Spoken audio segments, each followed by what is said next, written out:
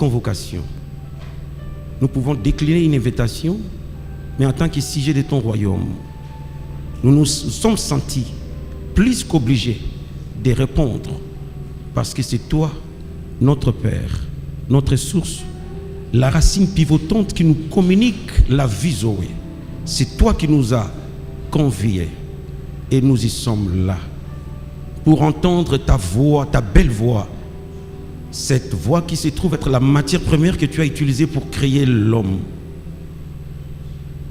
Cette voix qui est susceptible de nous édifier, de réduire l'écart entre ce que nous sommes et ce que nous devons être en ce moment-ci. Viens vers nous, car sans toi, nous ne pouvons rien faire. Parle à ton peuple. Édifie le cœur de ton peuple. Enseigne-nous. La parole de Dieu nous dit, vous n'avez plus besoin d'être enseigné par des hommes, car l'onction que vous avez reçue vous enseigne toutes choses. Enseigne-nous au travers de ton onction. Libère ta grâce. Que le Saint-Esprit prenne contrôle de tout le cœur et de toutes les âmes. Que tu loges la sémence incorruptible de ta parole dans nos cœurs et que celle-ci puisse nous influencer positivement, éclairer la trajectoire de notre destinée, nous conduire lentement et sûrement vers le carrefour de la grâce où notre faiblesse va se transformer en force. Notre deuil va se transformer en célébration. Notre humiliation va se transformer en élévation.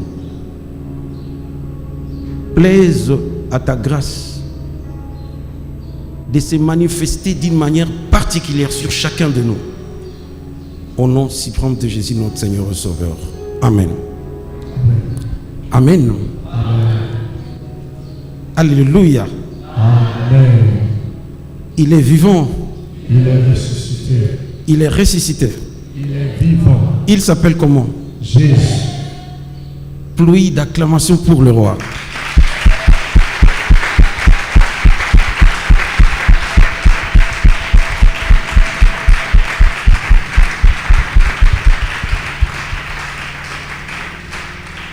Amen. Amen. De prime abord, j'ai le devoir de rendre l'ascenseur de reconnaissance à Dieu qui a opéré un choix judiciaire de jeter son dévolu sur nous, de jeter son dévolu, de nous choisir, nous qui ne sommes que des moindres, des modestes pasteurs qui ne représentent rien dans l'échiquier évangélique. Il a plu à sa grâce de nous associer dans ces programmes. Deuxièmement, je voulais jeter des fleurs sur ce grand homme qui vit dans un petit corps.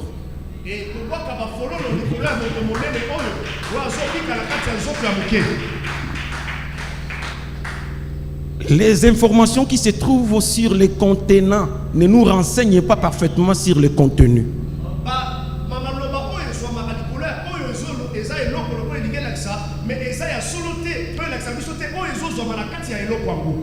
La vertu des apparences, c'est le mensonge.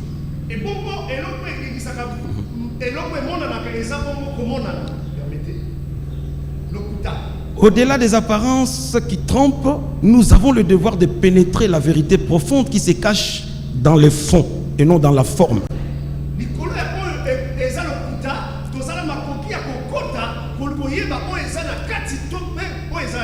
Ces grands messieurs dont j'ai le devoir de plébisciter ce matin m'inspirent beaucoup de respect.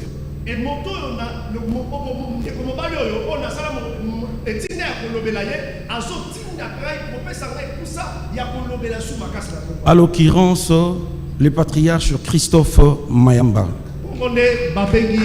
Pasteur, révérend, pasteur Christophe Mayamba. Il a fait un travail de titan. Il a fait un travail de titan. Un travail de profondeur. Il a investi dans l'homme. Dans plusieurs éminents serviteurs de Dieu que je vois ici, les autres sont absents certainement. Mais quand je considère seulement un échantillon, Sedo, que c'est lui qui j'ai déjà connu depuis la RDC. Voir la prestance, la qualité qui se trouve dans ces pasteurs, j'ai dit, c'est que son père, ce n'est pas n'importe qui.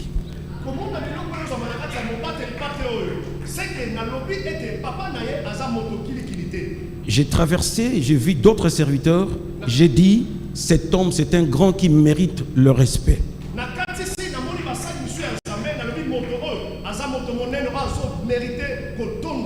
Merci, patriarche. Merci, patriarche. La valeur, ce n'est pas dans la titromanie, dans les verbiages, mais dans ce que nous sommes et dans ce que nous faisons. Je vous respecte à cause de ce que vous avez fait. Merci. Bien. Sedo. Merci. La dernière fois que j'étais à Brazzaville, c'était en 2012.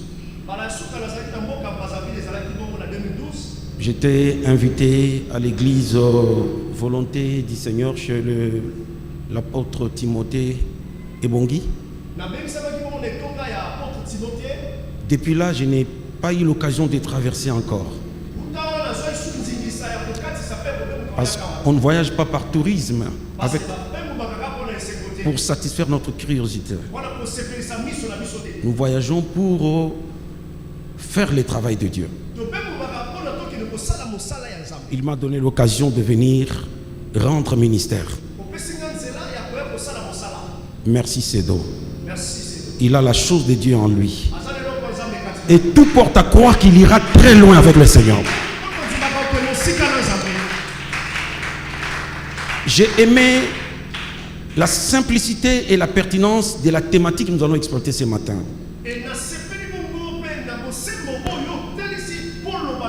Servir autrement. Servir autrement. Je viens de l'autre côté de la rive. Il y a un phénomène qui est en vogue chez nous. Je ne sais pas si c'est le cas aussi chez vous. Il y a la prolifération des églises. Et par ricochet, la prolifération des serviteurs de Dieu. Tout porte à croire que le réveil a atteint son degré de paroxysme.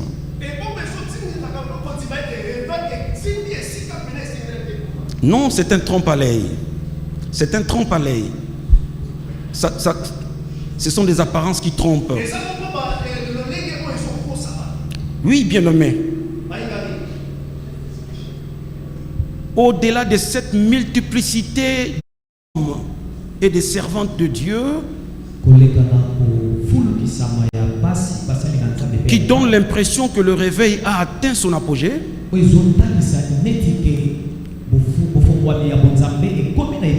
il y a toute une ribambelle des aventuriers et des bricoleurs.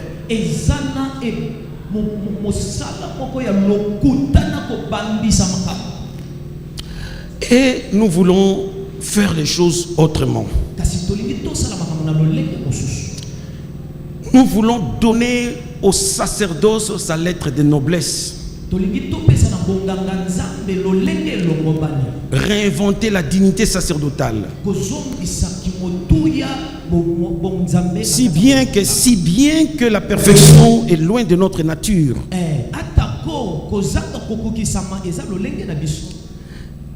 Mais par la grâce de Dieu, nous pouvons faire les choses bien si nous bâtissons selon les modèles que le Seigneur nous a fait montrer, qui nous a montré sur la montagne.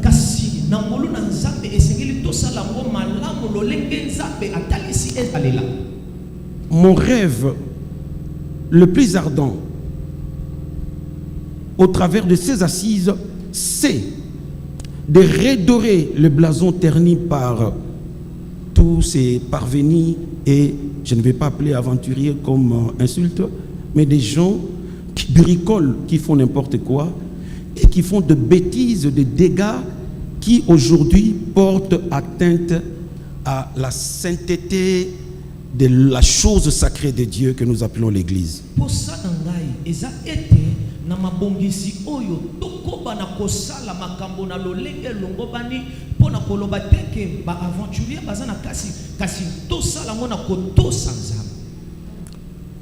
Servir autrement. Le mot servir, ça vient de l'hébreu aboda, verbe aboda. Ça veut dire rendre service autour de l'autel. Ça donne le mot ebed. Ebed, ça veut dire serviteur. En grec, serviteur doulos.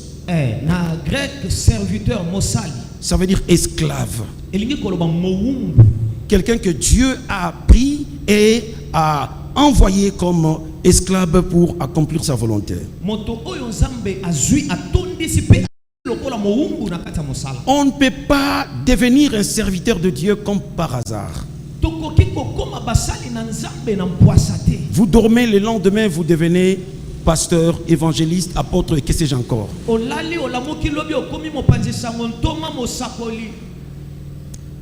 Nous devons, bien-aimés frères et sœurs,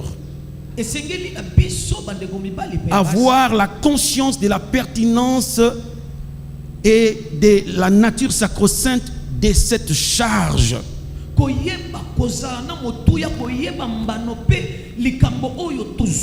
Hébreux chapitre 5 verset 4.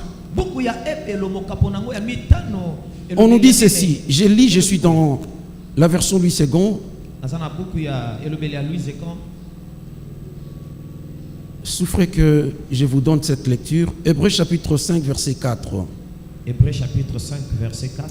Nul ne s'attribue cette dignité s'il n'est appelé de Dieu comme le fit Aaron.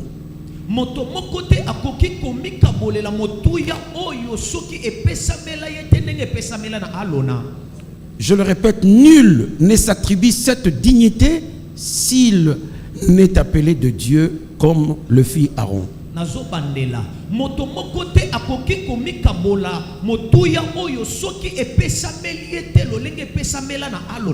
Merci beaucoup. Vous pouvez vous asseoir. La dignité sacerdotale, on ne peut pas la voir comme une prime à la rébellion contre son père. Aujourd'hui, plus d'un serviteur sont devenus serviteurs comme par hasard parce qu'il a fait la rébellion contre son père.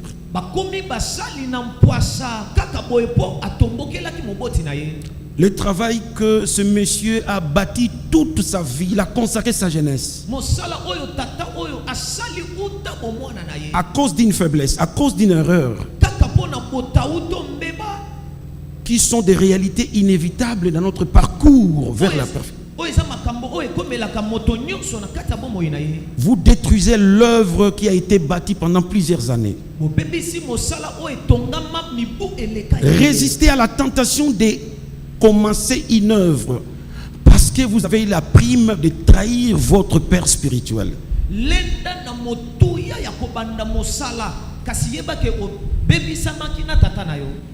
Ne construis pas une grandeur, une réputation, une renommée, l'amour des gens sur les cadavres de la mort de ton père spirituel.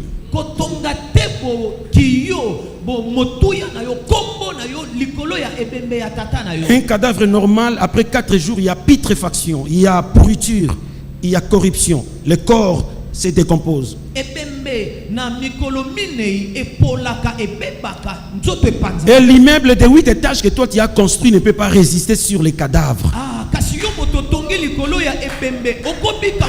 Les cadavres, ce n'est pas un rocher. Les cadavres, ce n'est pas un moellon. Ça ne peut pas résister au poids de la grandeur que tu as construit sur la mort de ton père.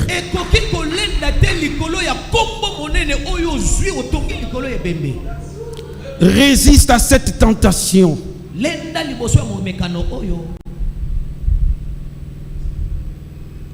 nous devons dire entre nous qu'il y a aussi des pères qui ont poussé les enfants à devenir rebelles. Là, j'appelle ça une rébellion positive. Saoul a fait de David un rebelle. David n'a jamais manqué de respect à Saoul. David n'a jamais posé des actes pour provoquer la chute et la disgrâce de son père Saoul. Mais Saoul a remarqué la montée fulgurante de cet enfant. Il n'a pas supporté que cet enfant puisse lui voler la vedette. Les filles de Jérusalem ont chanté, ils ont donné à David 10 000. À Saoul, seulement 1000.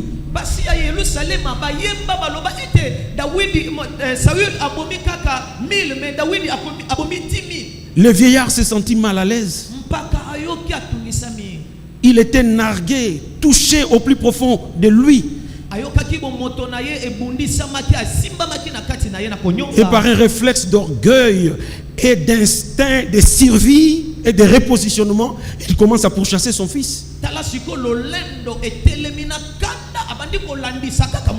Le fils qui le soulageait tout le temps quand il faisait des équimations, quand il faisait des crises, parce qu'il souffrait d'une maladie presque incurable.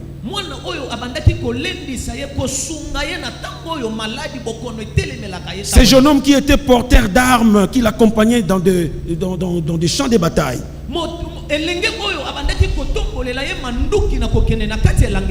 Ce jeune homme qui a relevé le défi, il a bâti à plate couture les grands Goliath.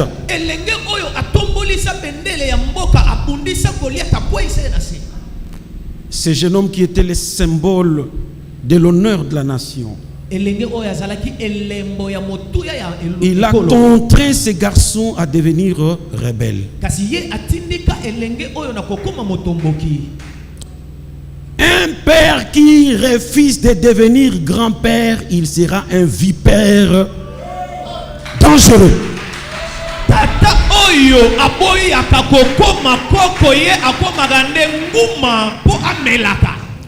Un fils qui n'a pas de repère ne sera jamais un bon père.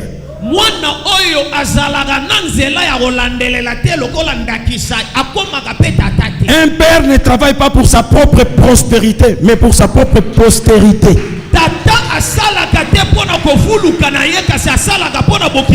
À un certain moment, il doit se préparer à passer les bâtons de relais aux autres. Et savourer les délices de voir ses propres enfants devenir un autre lui-même.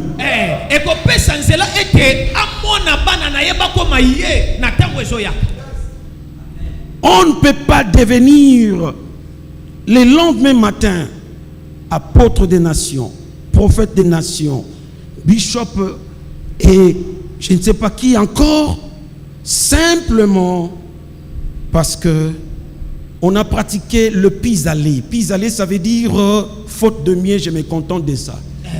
Il n'y a plus de travail. Moi, je suis licencié en économie, mais je n'ai pas encore trouvé de job. En attendant, je me lance dans le pastorat.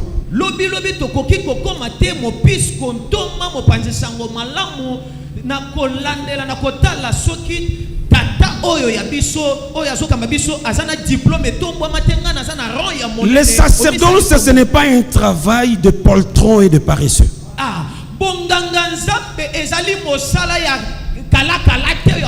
Faites attention. La Bible dit, la moisson est grande, mais il y a peu d'ouvriers. Prions donc pour que le maître de la moisson envoie les moissons, envoie les ouvriers dans sa moisson.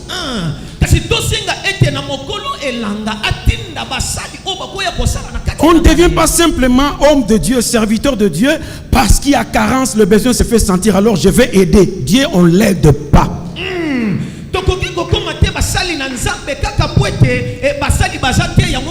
Il faut respecter les protocoles. Dieu travaille sur base de principes.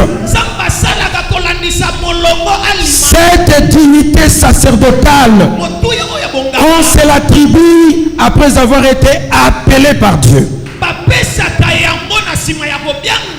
La Bible dit, ce qu'il a connu d'avance, il les a appelés. Ce qu'il a appelés, il les a justifiés.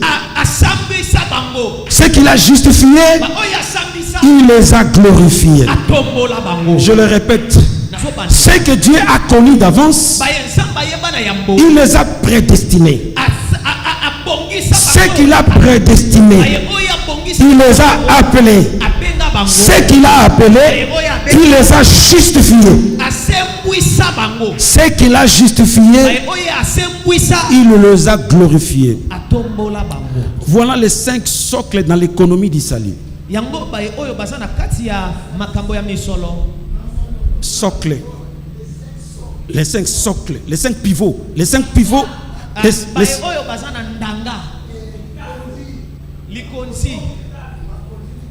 Bon, disons-les autrement, les 5 étapes dans l'économie du salut.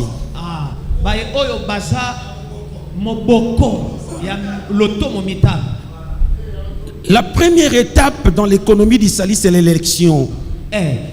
Dieu ne peut pas t'appeler si tu n'es pas élu. Parlant de l'élection, l'apôtre Paul, qui était un érudit, il a créé un mot qui n'existe pas dans le Nouveau Testament. Il devait parler des mots exaïro. En grec, ça veut dire jeter son dévolu ou donner son suffrage ou opérer son choix.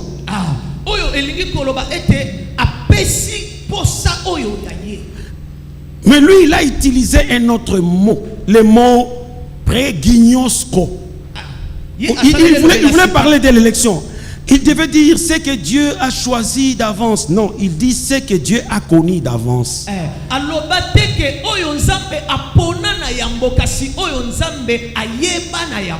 L'élection, c'est la dictature de la grâce. La dictature de la grâce impose la loi de l'exception.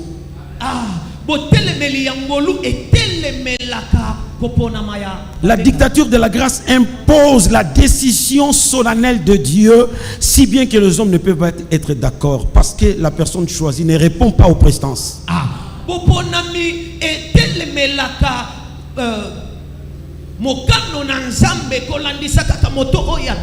Dieu nous a choisis avant que le monde ne soit monde.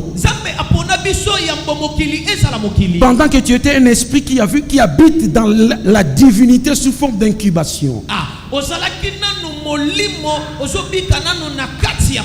Dieu t'a choisi. Est-ce que tu avais fait la propagande?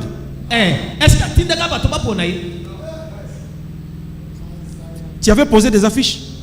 Mais sur base de quel critérium Dieu vous a choisi? Dieu s'est servi des données éternelles. La préconnaissance. Même si je suis noir, il m'a choisi. Il m'a aimé. Je suis son choix. N'en déplaise toi qui n'aimes pas les gens qui sont noirs comme moi. Je suis le choix de Dieu. Je ne parle pas de moi, je parle de toi à la première personne du singulier. Tu as été choisi. Dieu t'a aimé.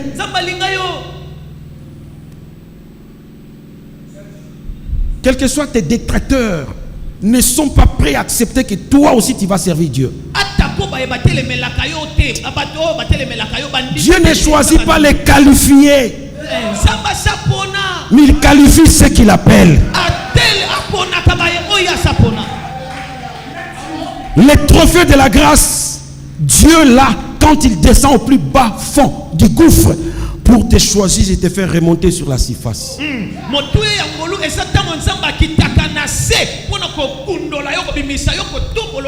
N'en déplaise ceux qui te rejettent, tu es le choix de Dieu. La deuxième étape, c'est la prédestination. Paul a utilisé le mot le mot pré-horizon.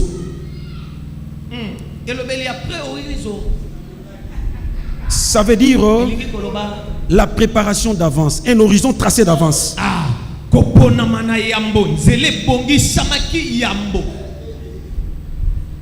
Tu as été préparé d'avance avant que tu sois né. Il a dit à Jérémie, je t'ai choisi avant que tu sois formé dans le ventre de ta mère. Ça, c'est la préparation en amont. Ça ne dépend pas de toi, ça ne dépend pas de moi, ça dépend de Dieu qui fait grâce à qui il veut. Tu as été préparé. Papa, pour servir Dieu, tu dois avoir le vaccin. Amen. Ah oui. C'est un travail très difficile, très compliqué, très complexe et trop mystérieux. Pour continuer à tenir les coups, tu dois avoir les vaccins. Ces vaccins, nous l'avons avant même la naissance.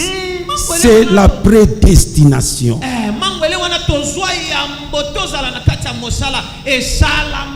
Troisième étape du salut, c'est l'appel. Appel. L'appel. L'appel, voilà. En grec, kaleo. Ça vient du verbe kaleo, appeler. Kaleo. Kaleo. Kaleo. Na grec, il y a kaleo. Amen. En latin, ça veut dire vocare. Dans latin, il y a vocare. Tu es appelé. Il y a l'appel général, il y a aussi l'appel particulier. L'appel général, c'est l'appel à la repentance. Dieu, sans tenir compte de temps de l'ignorance, il appelle toute l'humanité à la repentance. Il se fait que beaucoup sont appelés, peu sont élus. Autrement dit, ne peut répondre affirmativement à l'appel de Dieu que celui qui a été élu. Le deuxième appel, c'est l'appel particulier. C'est l'appel au ministère.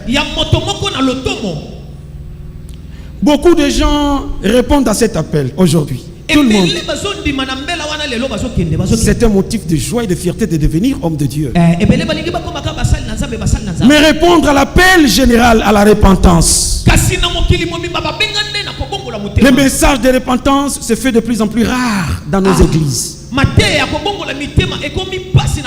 On a peur que les gens fuient. C'est un message que les gens n'aiment pas trop. Ça dérange. Beaucoup des hommes de Dieu aujourd'hui sont pléthoriques. Ils sont devenus serviteurs de Dieu. Ils roulent carrosse. Ils exhalent le parfum des bonnes odeurs de quelqu'un qui a réussi. Ils vivent et souffrent d'une maladie qu'on appelle le gigantisme.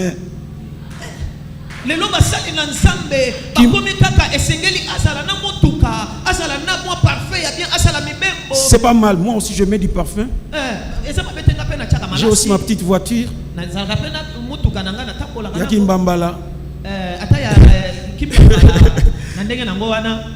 Là, ce n'est pas un problème. wana ezali kambo te. On ne doit pas viser ça.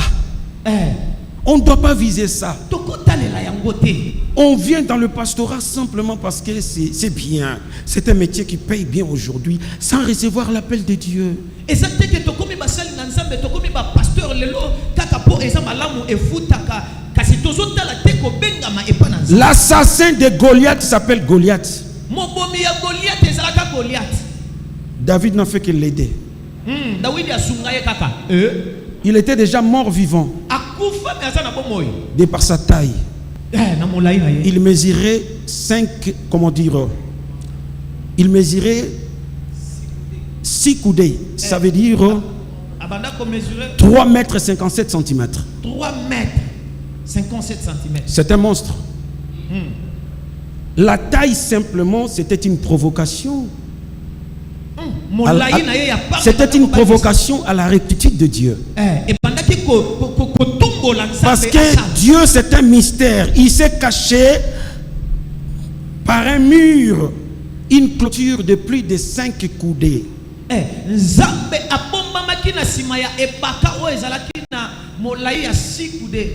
coudées. 5 coudées, c'est l'équivalent de 2,50 mètres. 2,50 mètres. Vous savez que le tabernacle c'était une maison. En fait, c'était l'incarnation par anticipation. Et en fait, le tabernacle c'est l'évangile selon Moïse. C'est Christ incarné parmi son peuple, mais sous forme d'une maison.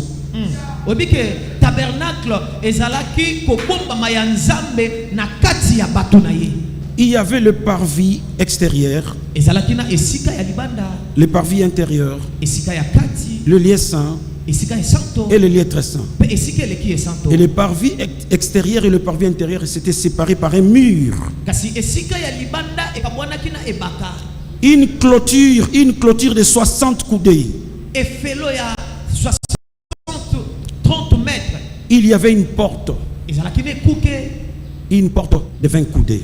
Et il y a 28 coudées. 20 coudées seulement. Amen.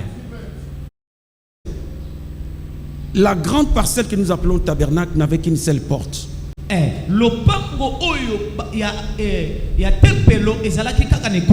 Et la porte donnait vers l'est.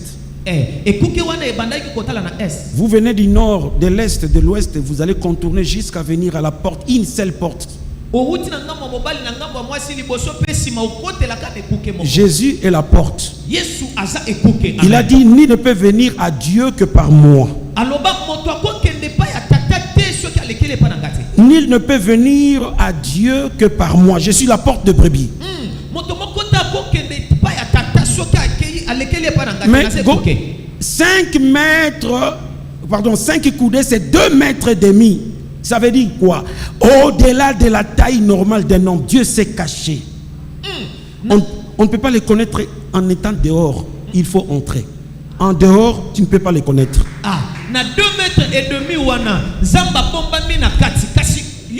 Si vous êtes en dehors de la clôture, vous ne pouvez pas voir le tabernacle.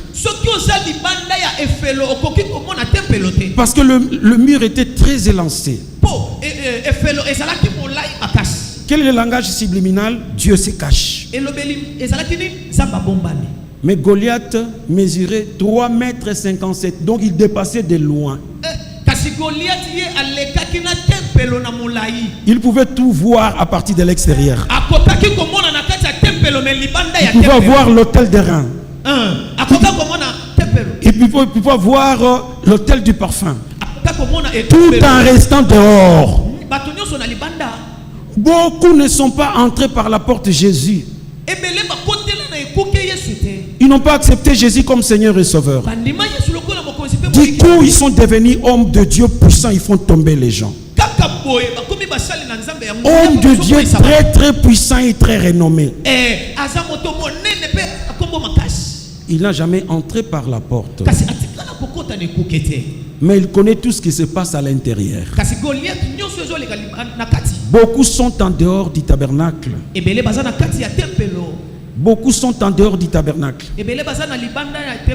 Ils savent baptiser. Ils savent prêcher, soulever les foules. Ils savent imposer le main et faire tomber les gens.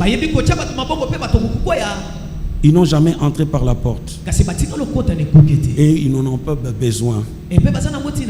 Ils ont une autre source de puissance. À l'intérieur, ça ne les intéresse pas. Il est géant, mais au pied d'argile. Des grands géants. Ils sont toujours à la une de nos journaux. Ils sont toujours en avant-plan de nos télévisions. Malheureusement, ils ne sont pas connus de Dieu. Et ils ne sont pas qualifiés dans les palmarès de ceux qui sont sauvés.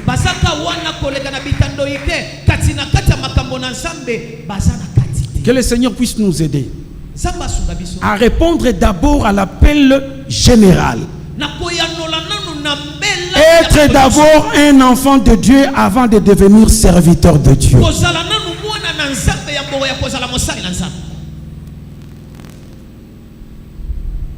Le jeune homme Uza, il est mort en servant Dieu. Attention si tu ne réponds pas aux principes établis par Dieu. Vous courez les risques. Vous courez les risques, bien-aimés. Vous courez les risques, bien-aimés, dans le Seigneur. Vous courez les grands risques, bien-aimés frères. Comme Uza. Uza est venu pour sauver l'œuvre de Dieu. L'arche de l'alliance qui était portée par un bœuf s'est penché déjà pour tomber. Uza, animé par un zèle pour sauver l'arche de l'alliance, il voulait toucher l'arche et il a été complètement calciné. Parce que Dieu ne blague pas de ce côté-là.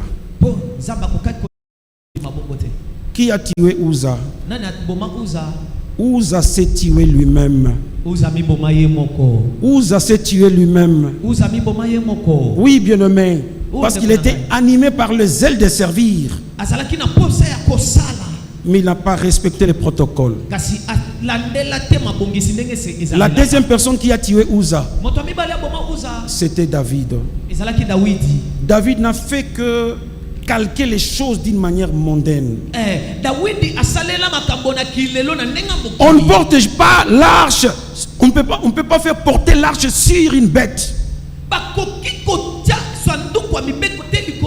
La loi dit que l'arche sera portée par de Lévites kéatites.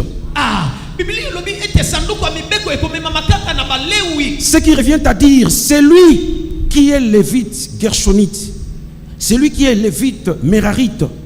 Il est Lévite, bien sûr, ne peut pas porter.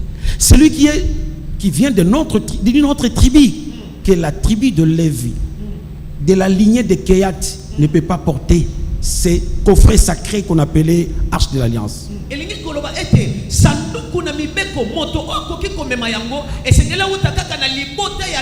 Uza aiguillonné des ailes, il a voulu toucher l'arche pour aider Dieu de ne pas tomber.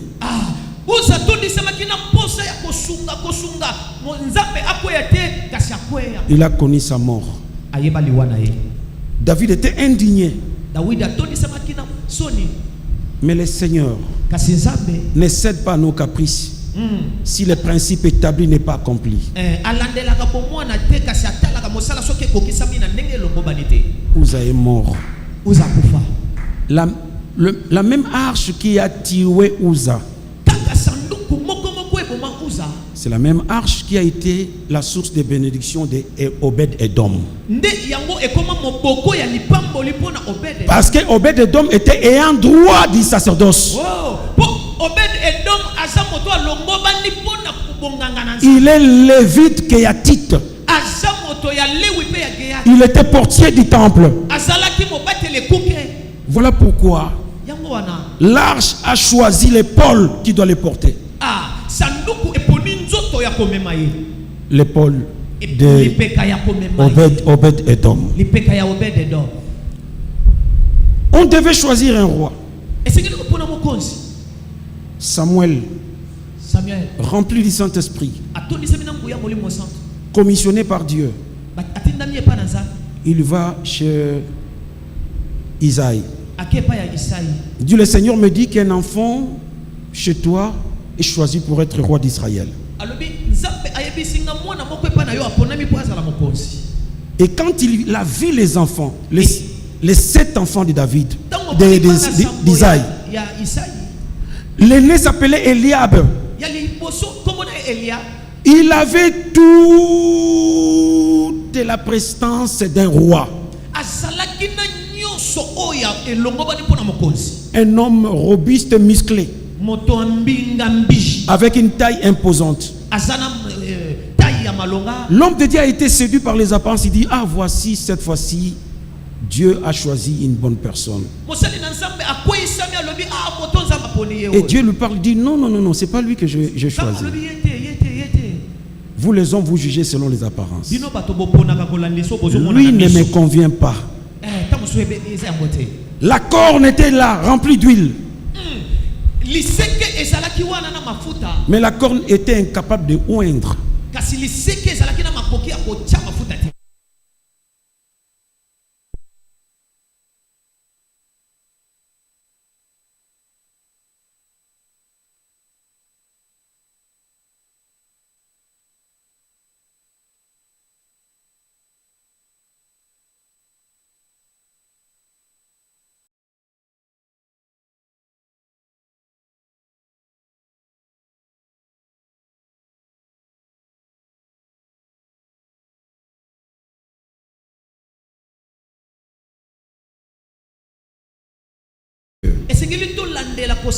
Ne faisons pas les choses en désordre.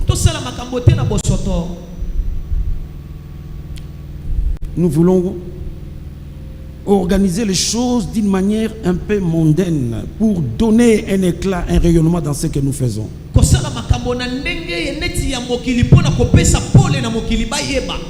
David a pris l'arche. Il a fait porter l'arche sur une bête.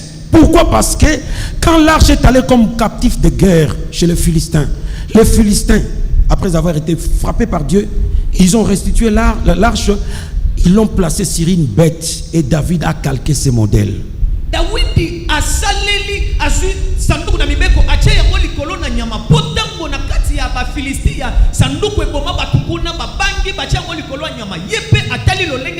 C'était la manière de faire c'était la manière de faire des Philistins qui ne connaissaient pas Dieu.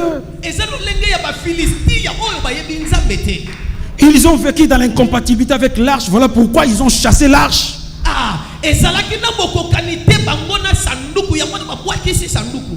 Et David a copié cette méthode de faire. Nous voulons nigérianiser nos églises. Nous voulons américaniser nos églises. Et le succès du culte, très généralement, est mesuré par culte en anglais. Ah oui, c'était bien. On ne doit pas zaïraniser l'église. Il y a un modèle. Un seul modèle. Et Dieu a insisté là-dessus. Il dit à Moïse, prends soin de bâtir d'après les modèles que tu as vus sur la montagne. Que le Seigneur nous aide. Résiste à la tentation d'entrer dans les sacerdoces tout en considérant que les sacerdoces c'est un moyen pour devenir grand.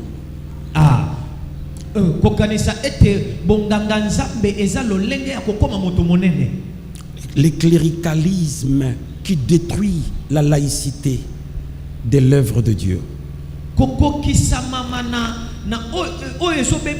Les clergés, ce sont des hommes de Dieu. Les laïcs, ce sont les fidèles. Or, les hommes de Dieu qui ont bien formé les fidèles vont lui faciliter la tâche.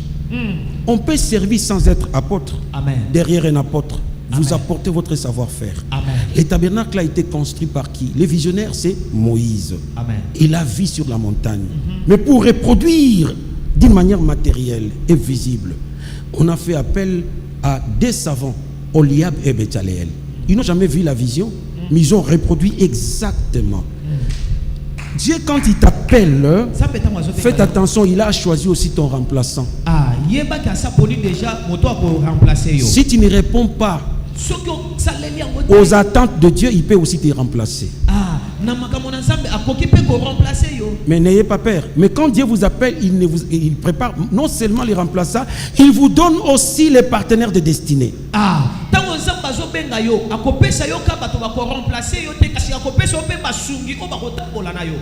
Si Dieu avait appelé Aaron pour remplacer Moïse parce qu'il avait un problème de bégaiement, il avait aussi appelé Josué pour les remplacer après sa mort. Aaron, c'est un remplaçant. Josué, c'est un partenaire de destinée. Parmi les partenaires de destinée, Dieu nous donne les porteurs de fardeaux. Quelqu'un qui est prêt à vous soutenir même si vous ne l'avez rien payé en retour. Son cœur a été programmé pour porter une partie de ta charge. Ils sont comme Joseph d'Arimathée. Avec toute la perfection du Seigneur, il n'a pas pu monter la montagne avec la croix. Simon de Cyrène, excusez-moi, il a pris la croix. Et personne ne l'a glorifié. Il n'a pas été compté parmi nos sauveurs. Il y a des gens comme ça, on ne connaît même pas son nom. Il apporte une grande bénédiction à l'église. Je peux te former pour devenir un grand prédicateur, mais je ne peux pas former ton cœur à m'aimer. Les gens qui nous aiment sont... C'est donc faites attention. Si tu trouves quelqu'un qui t'aime beaucoup, dans le vrai sens de l'amour, qui te soutient dans l'œuvre sans exiger une contrepartie, il faut tenir très fort cette personne.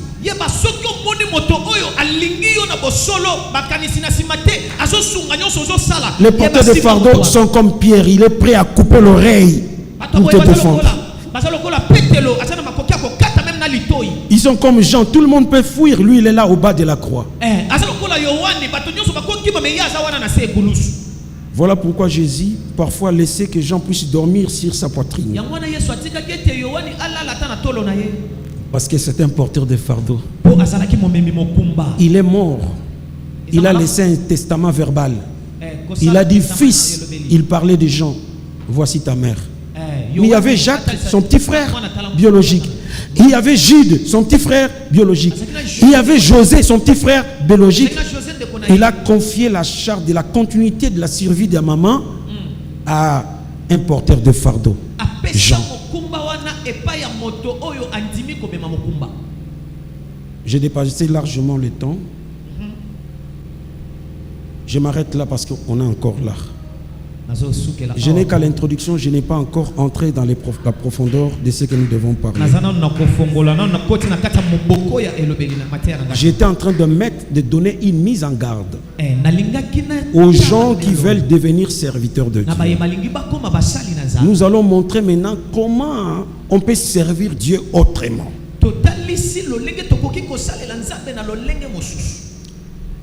Demain, nous allons revenir le matin pour continuer notre programme. Que le Seigneur bénisse sa parole.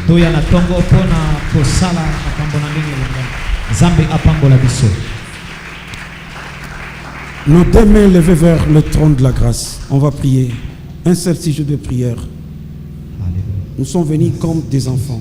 Je ne viens pas ici en maître pour donner des leçons à mes élèves. Je suis votre confrère. Je suis votre collègue. Le prédicateur d'aujourd'hui qui m'a prêché, c'est moi-même.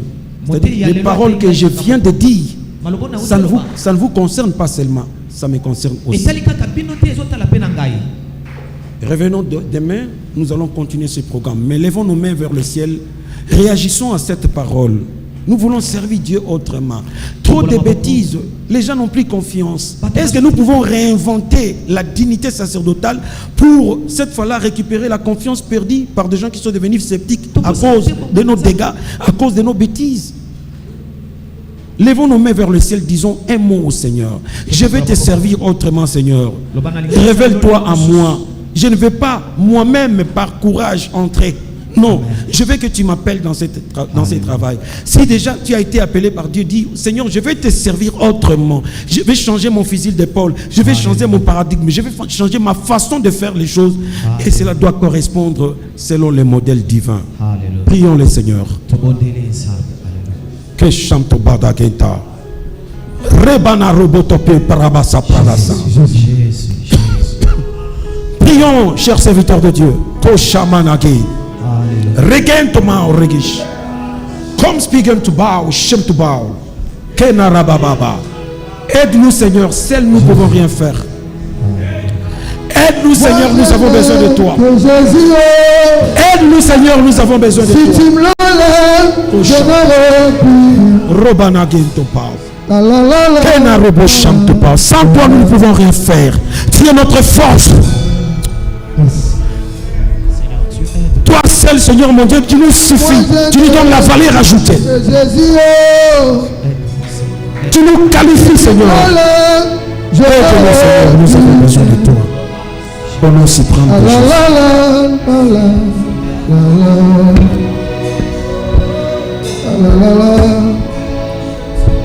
Moi je n'ai que Jésus. Moi je n'ai que Jésus. Si tu me l'enlèves, je n'aurai plus rien.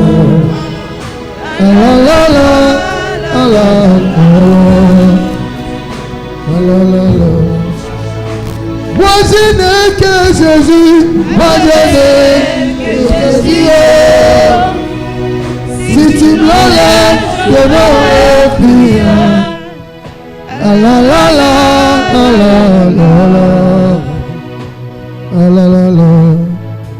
Moi je n'ai que Jésus. Moi je n'ai que Jésus. Si tu me l'enlèves, je n'aurai plus rien.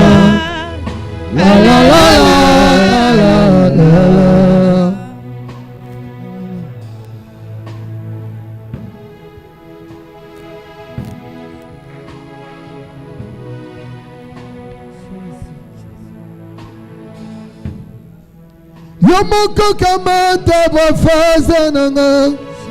Yomoko kamata bafaza nanga. Yomoko kamata bafaza nanga. Kase angodongo ligo. Mais est-ce que tu peux prier pour l'orateur? Dis à Dieu de protéger encore son roi. Et c'est lui qui était comme le canal par lequel il nous a parlé ce matin. Dis à Dieu de le garder et de le protéger. Commence à prier pour l'orateur. Alléluia, alléluia, alléluia. Seigneur, protège l'orateur. Je te prie de garder encore ton roi. Utilise-lui encore puissamment. Que ta grâce se manifeste.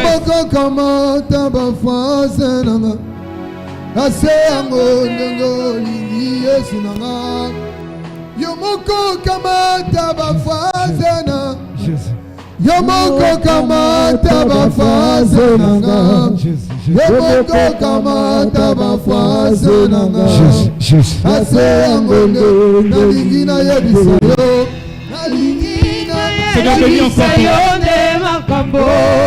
Ayebinenge yako banda. Yomoko kamata bafazena. Kase angote nalingina yebisayo de makambo. Ayebinenge nini yako banda. Vous savez, c'est une grâce de se rencontrer dans ce genre d'assises, conférences, où les hommes de Dieu se sont rencontrés. C'est par cette occasion que nous prions ensemble.